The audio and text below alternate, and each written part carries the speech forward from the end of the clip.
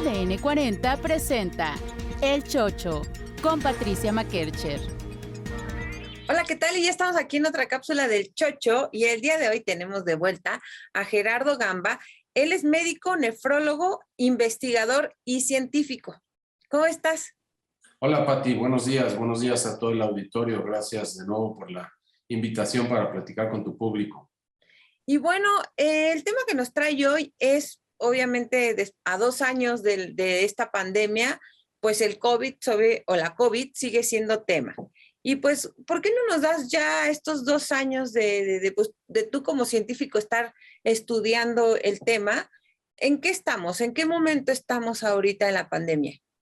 Sí, te cuento, mira, yo, como dices, yo soy nefrólogo, yo no veo pacientes con infecciones, no es mi especialidad, pero como director de investigación del Instituto Nacional de Ciencias Médicas y Nutrición Salvador Subirán, pues obviamente he seguido muy de cerca todo el desarrollo científico alrededor del COVID, entonces lo entiendo bastante bien y por eso podemos platicar del asunto. Efectivamente, el viernes pasado, 11 de marzo, se cumplieron 2 años de que la Organización Mundial de la Salud declaró la enfermedad COVID por el nuevo coronavirus, entonces conocido como SARS-CoV-2, lo declaró como una pandemia. ¿Eso qué quiere decir? Que en el momento en que lo declaró como pandemia, quiere decir que la enfermedad ya había llegado a todos los rincones del planeta, a todos los continentes. Y a partir de ahí, pues empezó lo que hemos visto a lo largo de estos 2 años, ¿no? Hemos visto 3 o 4 olas de infección por diferentes variantes del virus y hemos visto en tiempo real, y yo siempre digo que es una oportunidad que tuvo la población y que nunca había ocurrido en la historia de la humanidad, una oportunidad donde toda la población pudo ver de primera mano el desarrollo del conocimiento en una enfermedad desde que inicia hasta donde vamos ahorita, porque antes, pues todas las demás enfermedades ya existían. Y entonces poco a poco, a lo largo del tiempo, los seres humanos hemos ido estudiando las enfermedades y entonces normalmente cuando un individuo se entera de que existe tal o cual enfermedad, ya hay mucho estudiado al respecto. Esta enfermedad apareció en el mundo en diciembre de 2019, por eso se llamó COVID-19, porque fue de ese año. Y pues a partir de ahí fue tan intensa la enfermedad que toda la población estuvo pendiente de las noticias y pudo por primera vez darse una idea de cómo se aborda una enfermedad desde el principio. En enero del 2020, unos cuantos días después de que se documentaron los primeros casos en China, inmediatamente varios laboratorios del mundo se dieron a la tarea de secuenciar el RNA del virus. Este es un virus de RNA.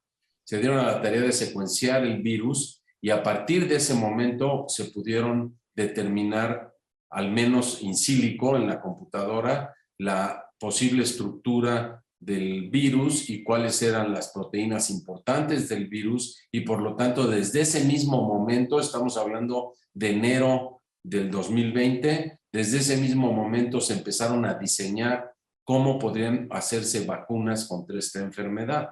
Claro.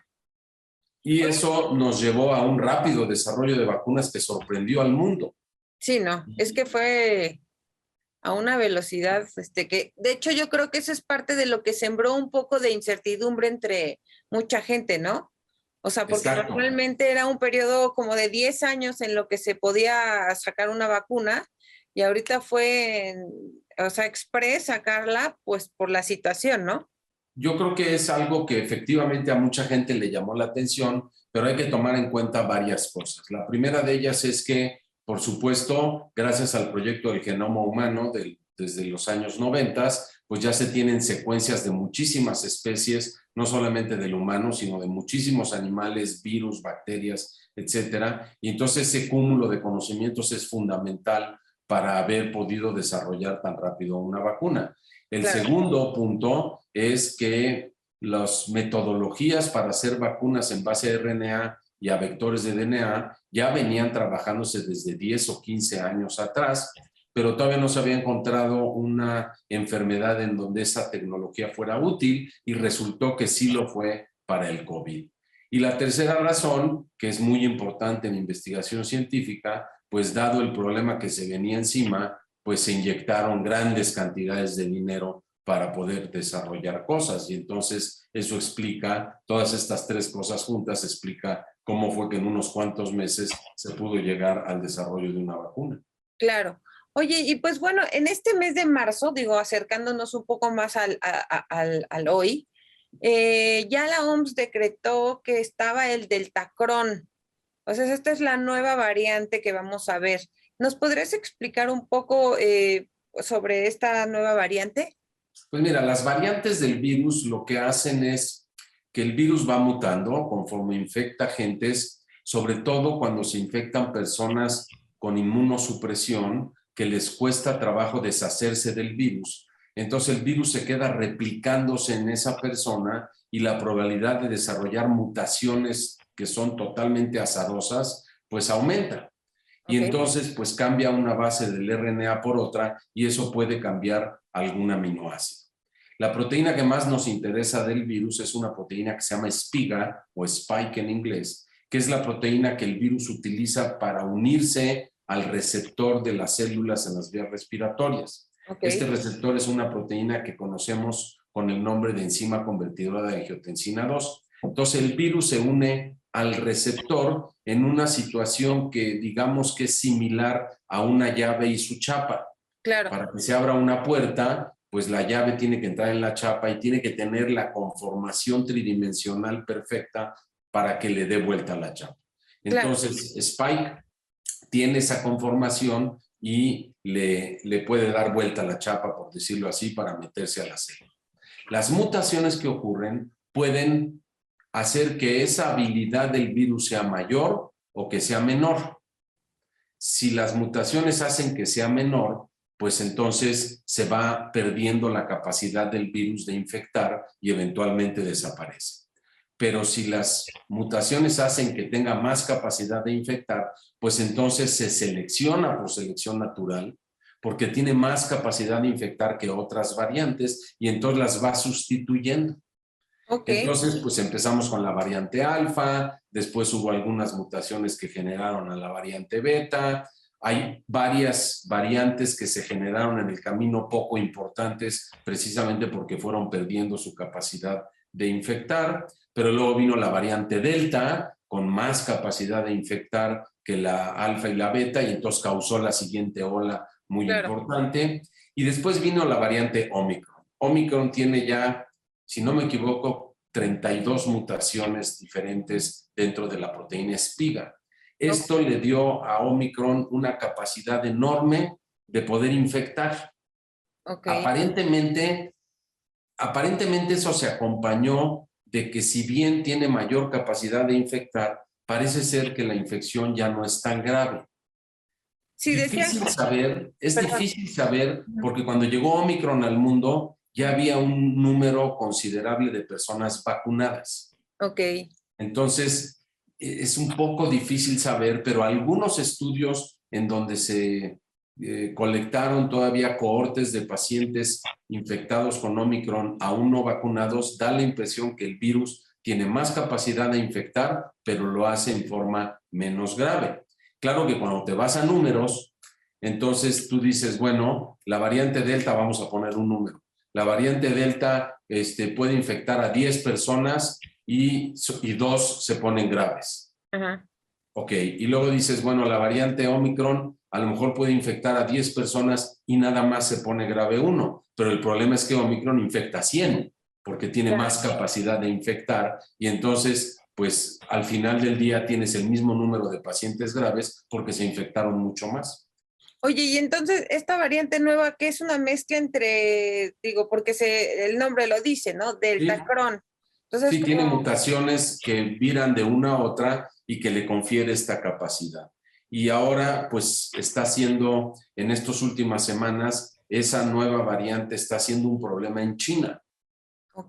En China tuvieron una política muy estricta de cerrar muchas ciudades y protegerse de las infecciones. Y tuvieron una tasa de infección muy baja. Si bien la enfermedad surgió en China, después la tasa de infecciones en ese país se vino abajo y estuvo abajo durante mucho tiempo, pero ahora el problema es que ya se les metió esa variante y como habían estado sin infecciones, pues no la habían visto. Entonces encuentra a la población virgen, por decirlo así, y entonces está causando estragos en la infección en ese país. ¿Crees que se vuelva a poner ahora sí que al nivel de como en el principio, de que haya muchísimos infectados y igual de graves, o esta no es tan agresiva, o cómo es? Esta variante es muy infecciosa, pero te digo que el problema que está causando en China es porque allá habían estado muy cerrados y no la habían visto. Ok, Los demás países ya la vimos, sobre todo a Omicron. Y ok. entonces ya causó esta ola que si te fijas en los picos de infecciones, la de Omicron fue súper grande comparada con cualquiera de las otras dos olas, aunque la mortalidad fue muchísimo menor. Insisto, por la combinación de que el virus parece tener menos capacidad de producir una infección grave, más que ya agarró a casi toda la población adulta vacunada. Y entonces eso defendió. Ahora sabemos que particularmente el refuerzo, la tercera dosis, fue fundamental para prevenir las infecciones graves por Omicron. Seguimos viendo algunas porque pues la infección ahorita ya se está comportando como tradicionalmente se ha comportado la influenza. Se está convirtiendo en una enfermedad que parece que ya va a pasar a una fase endémica, que quiere decir que ya está con nosotros todo el tiempo, quizá con variaciones estacionales como le sucede a la influenza, y que como la influenza, pues parece ser una enfermedad que va a causar trastornos respiratorios no graves en la mayor parte de la población, porque ya estamos vacunados, pero que en población que tenga factores de riesgo, que sea inmunosuprimido, que tenga alguna enfermedad crónica importante, edad avanzada, etcétera, pues parece ser que va a seguir siendo, como es el caso de la influenza, una enfermedad que puede producir casos graves y hasta la muerte. Oye, entonces digamos que va a llegar un momento en que nos vamos a tener, como tú dices, como en la influenza, que vacunar cada año nada más, o ahorita va a seguir el proceso de seguirnos poniendo, pues prácticamente cada 6 meses otra vacuna. Todavía no se sabe. Los pocos países que han empezado con una cuarta dosis, parece ser, los datos que van saliendo, parece ser que una cuarta dosis en este momento no confiere una ventaja adicional. Okay. Yo creo, supongo que lo que debe estar pasando en este momento es que ya los diferentes laboratorios que hacen las vacunas en el mundo ya estén incluyendo las secuencias de las diferentes variantes, de tal manera que quizá en una siguiente vacuna pues ya sea con las variantes ya conocidas, Delta, Omicron, etcétera, que ya tenga una mezcla de esas. Pero todavía es muy temprano para saber si eso va a suceder en este año o si va a quedar como una vacuna cada año, como es el caso de la influenza. En este momento es un poco temprano para estar seguros de eso.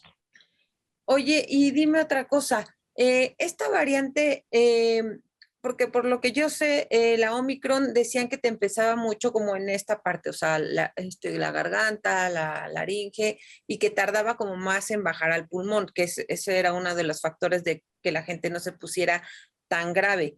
Estas, ya al estar mezcladas, digamos, va a ser como más infecciosa, pero va a tener la capacidad de atacar todo más rápido, o sea, su manera de actuar es más veloz. ¿O qué diferencia hay entre Omicron y Deltacron? Te digo, la diferencia, o sea, es muy difícil saber ya porque la gente está vacunada. Entonces, efectivamente, se tiene la impresión de que Omicron parece ser una variante que ya más bien generó infecciones respiratorias superiores, como cualquier otro coronavirus, sin tener tanto la capacidad de producir una infección en las vías aéreas inferiores. Pero, insisto, el problema es que como ya la mayor parte de la población está vacunada, ya es muy difícil saber si la reducción en el caso en el número de casos graves es debida a que ya estamos vacunados, a que el virus tiene menos capacidad o a la combinación de ambas. Entonces, pues tiene que pasar nuevamente semanas para empezar a ver resultados de estudios poblacionales que nos dejen ver qué pasa con esta nueva variante. Ok, pues bueno, no sé si nos quieras agregar algo más.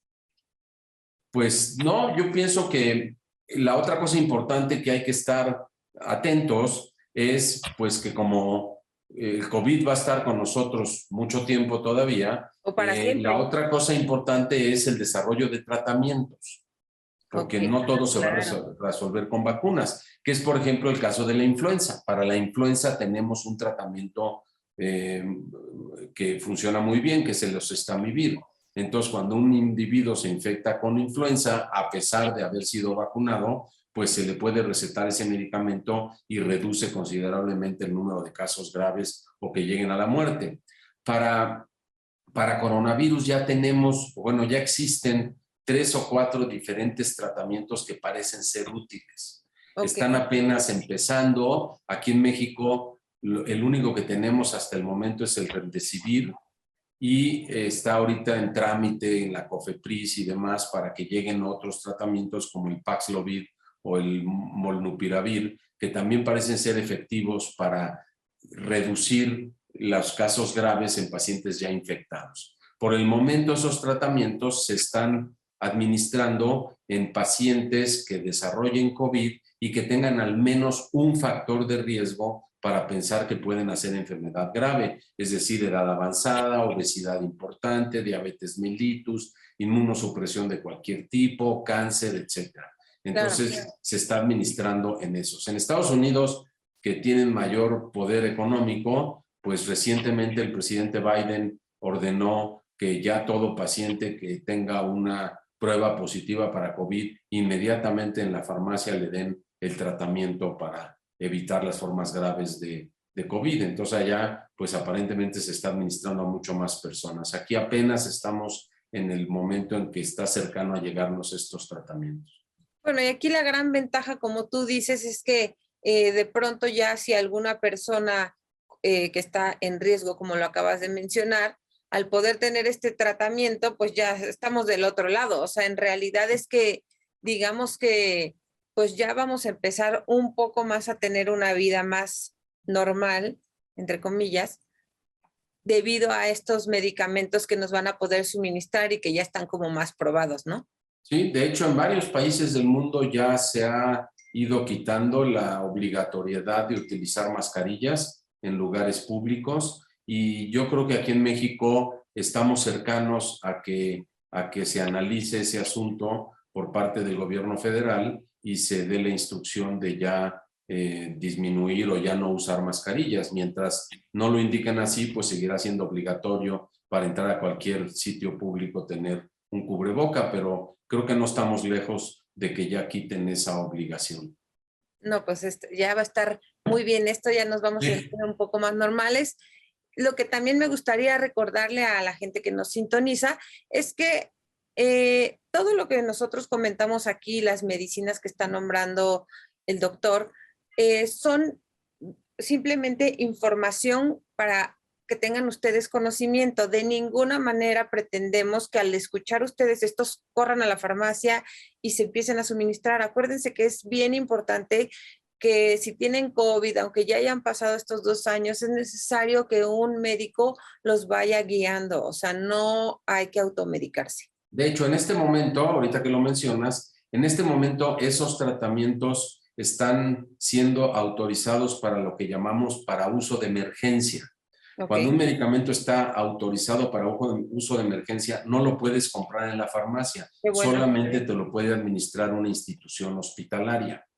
Entonces, hasta que ya pase a la autorización final, es cuando ya aparecen en las farmacias y se puede comprar. Seguramente pasará como con los antibióticos, que se requiere una receta, pero en este momento tiene que ser en una institución de salud valorado el paciente. Entonces, la sugerencia es que en tu público, si alguien conoce a una persona que le da COVID o le da COVID pues a una persona, si tiene factores de riesgo, que pudieran pensar en hacer una enfermedad grave como edad avanzada, obesidad, diabetes mellitus, cáncer, trasplantes de órganos, etcétera, acudir a una institución hospitalaria pública para obtener consejo y en su caso medicamentos si es que ya existen. Claro. Y bueno, tus redes, porque cada semana publicas artículo muy interesante, quien te quiera leer.